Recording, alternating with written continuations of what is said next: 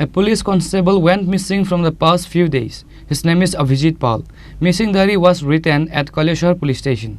Police started search operation for the missing constable. According to the incident report, the wife said husband Abhijit Pal, a police constable, went to Chaumunu on 5th May for some important work. She last spoke to her husband at around 9 p.m. on that night after her husband said his phone battery was dead. Later, wife went to the police station to file a missing diary of her husband after her husband did not return home. Her husband's phone is still switched off till now, she said.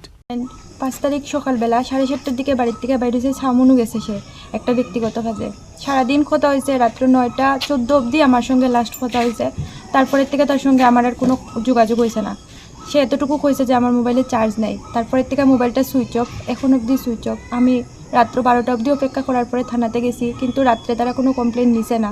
সকালবেলা 11টার পরে তারা complain নিছে, কিন্তু এখনও অবধি আমি কোনো সঠিক খবর পাইছি না।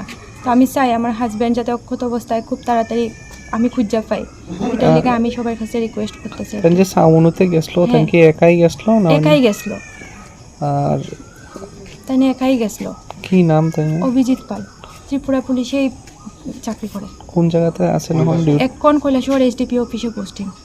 আপনার নাম কি? আমার নাম ঋতুপর্ণা পাল। আপনার ছেলে মেয়ে আছে? একটা মেয়ে আছে 7 বছর। এখন কি চান? এখন কি চাই বলতে কি, আমি তো আজকে 3 দিন হয়েছে কোনো খবর নাই। আমি চাই যত তাড়াতাড়ি সম্ভব তারে খুঁজিয়া বাইর করা হোক, যাতে সে সুস্থ অবস্থায় আমার কাছে আবার ফিরে আয়।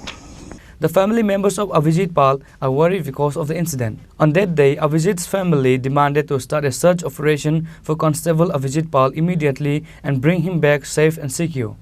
Bureau Report, Chini, Khorang.